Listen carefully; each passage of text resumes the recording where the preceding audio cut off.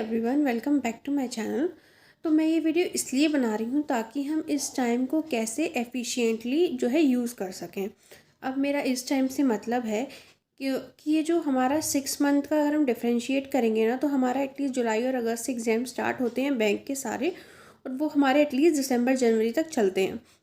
But अभी जो time है हमारा, लाइक जो फरवरी मंथ ये जो अभी चलेगा, तब तक ना ही कोई नोटिफिकेशन आता है, ना ही कोई ऐसा प्रॉपर एक एग्ज़ाम या हमारे सामने एक टारगेट होता है जिससे हम अपनी पढ़ाई को एफिशिएंटली कर सकें। क्योंकि हमारा ह्यूमन नेचर ही होता है कि अगर एग्ज़ाम पास में होता है या फिर काफ़ी कम टाइम बचा है, नोटिफिकेशन आ जाता है, तो हम सब अपनी दुगनी रफ्तार से पढ़ाई करना स्टार्ट कर देते हैं।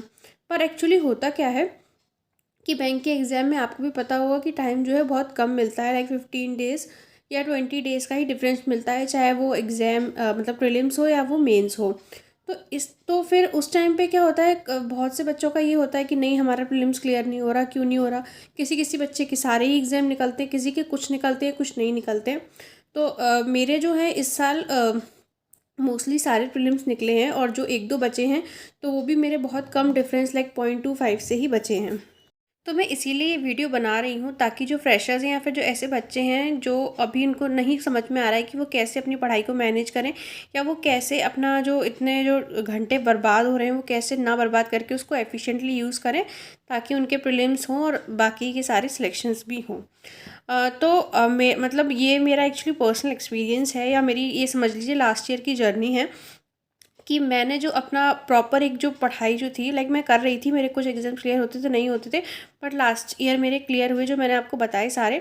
तो वो मेरे उस टाइम की पढ़ाई की वजह से नहीं, बल्कि ऑफलाइन पढ़ाई की वजह से हुए थे। क्योंकि मैंने जो इस समय पे मेहनत की थी, लाइक जब कोई एग्ज़ाम नहीं थे, अभी मैंने तो सच बताऊँ फिर भी लेट स्टार्ट की थी, लाइक मैंने अप्रैल से स्टार्ट किया था, अप्रैल मई से। तो पहले मैं आपको अपनी एक डायरी दिखाती हूँ जिसमें मैंने अपने डेली टारगेट्स आपको देती थी, वो आप देखिए, ताकि आपको एक आइडिया लग जाएगा कि आपने कैसे पढ़ना है और कैसे क्या करना है। ओके, तो सबसे पहला स्टेप होता है कि हमारा जो सिलेबस है वो क्लियर होना चाहिए, लाइक क्या एग्ज़ाम में आ रहा है और क्या हमारे टॉपिक्स हमें आते हैं नहीं आते, वो क्लियर होने चाहिए। सबसे पहले मैंने यही किया था, मैंने सारे टॉपिक्स नोट डाउन किए थे, लाइक ये रहे रीजनिंग के टॉपिक्स जो प्रीलिम्स और मेंस में आने थे।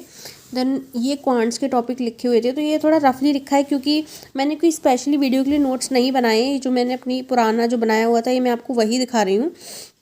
ठीक है, उसके बाद मैंने सारे ही कवर किया था, लाइक इंग्लिश, कंप्यूटर नॉलेज भी, क्योंकि आरआरबीज़ के एग्ज़ाम हो या और भी कई एग्ज़ाम होते हैं जिनमें कंप्यूटर पूछी जाती है, आईबीपीएस में नहीं पूछते हैं, पहले पूछते थे अब नहीं पूछते। ये जनरल अवेयरनेस और हमारी फाइनेंशियल अवेयरनेस, तो ये सिर्फ सिलेबस है ताकि मुझे एक आइडिया लग जाए कि मैंने कहीं कोई टॉपिक छोड़ तो नहीं दिया है।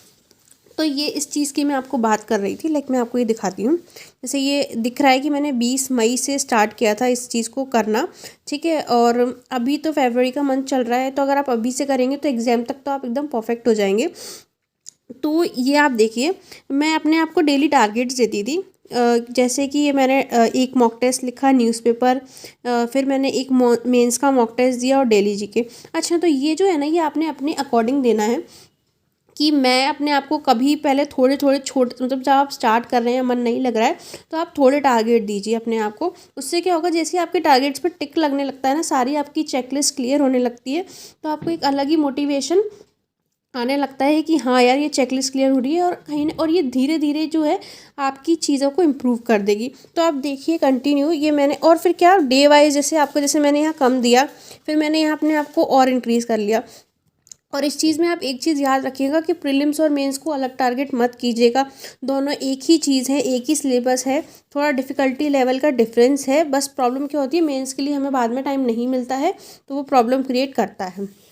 तो ये मेरे पूरे नोट्स हैं, देखिए। और ये जो ऐसे लगा हुआ है ना, ये चीज़ मुझे ये भी शो कर रहा है कि मैंने इस दिन अपना जो है डेली टारगेट कंप्लीट नहीं किया, या मैंने इस दिन पढ़ाई नहीं करी। तो हमारे एक मन में हमें ये भी फील होता है कि अरे हमने ये चीज़ मिस कर दी, तो हम ताकि नेक्स्ट डे उसको और अच्छे से पढ़ पाएँ।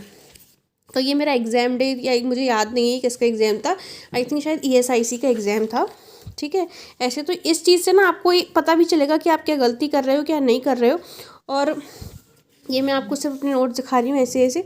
और जैसे जैसे आप अपनी जो एफिशिएंसी आप इम्प्रूव करोगे अपने टाइम के अकॉर्डिंग, तो आप और अपने आप को थोड़ी ज़्यादा टारगेट्स या ज़्यादा चीज़ें करेंगे तो आपके आवर्स इंक्रीज़ होंगे। ठीक है, तो ये मेरा मैंने मई से स्टार्ट किया था। फिर ये अगस्त का मंथ आ गया है और यहाँ देखिए, यहाँ मैंने अपने आप को टारगेट्स कुछ ज़्यादा ही देना शुरू कर दिए थे, क्योंकि मैं इतनी एफिशिएंट हो गई थी कि मेरी जो सिटिंग है वो आराम से 12-13 घंटे की हो रही थी। तो आप खुद सोचिए कि जब कोई एग्ज़ाम आपके सामने नहीं है और आप उस ऑफलाइन मोड पे आप 12-12 13-13 घंटे अगर आप दे रहे हो अपनी पढ़ाई को, तो आप कितने परफेक्ट हो जाओगे और कितनी कंपटीशन को आप पीछे छोड़ दोगे। ठीक है, अगर आप लोगों को नहीं समझ आता है कि कैसे टारगेट देने हैं, तो आप इस वीडियो में देख लो कि मैंने कैसे दिए हैं। आप ऐसे ही, क्योंकि सिलेबस सामने है, टॉपिक्स आपको सामने है। अगर आप एकदम फ्रेशर हो तो पहले अपने बेसिक के कॉन्सेप्ट है उन्हें क्लियर करो। लेकिन ये वीडियो मोस्टली उन बच्चों के लिए है जिनके लास्ट ईयर 1-2 प्रीलिम्स क्लियर हुए हैं या फिर एक भी नहीं हुए हैं, बट जिनका बेस क्लियर है और उन्होंने वो एग्ज़ाम देने के लिए रेडी हैं। ठीक है, तो ये ऐसे ऐसे हैं। बाकी ये मेरी डायरी है, ये पूरा दिख रहा है क्रॉस लिस्ट की मैं ये करी हूँ नहीं करी हूँ ऐसे। ये मैंने आपको दिखा दिया, इससे मैं आपको और भी दिखाऊंगी ना। ये देखिए MPS लग के भी मैंने ऐसे ऐसे, और मैंने आपने इसमें नोटिस करोगे ना कि मैंने मेंस का मॉक टेस्ट को चलक नहीं, मैं जब एग्ज़ाम नहीं था तो मैं हर हफ्ते में लगा ही रही थी। मतलब हफ्ते में 2 मॉक टेस्ट एटलीस्ट, नहीं तो 3, वो आपके ऊपर डिपेंड करता है।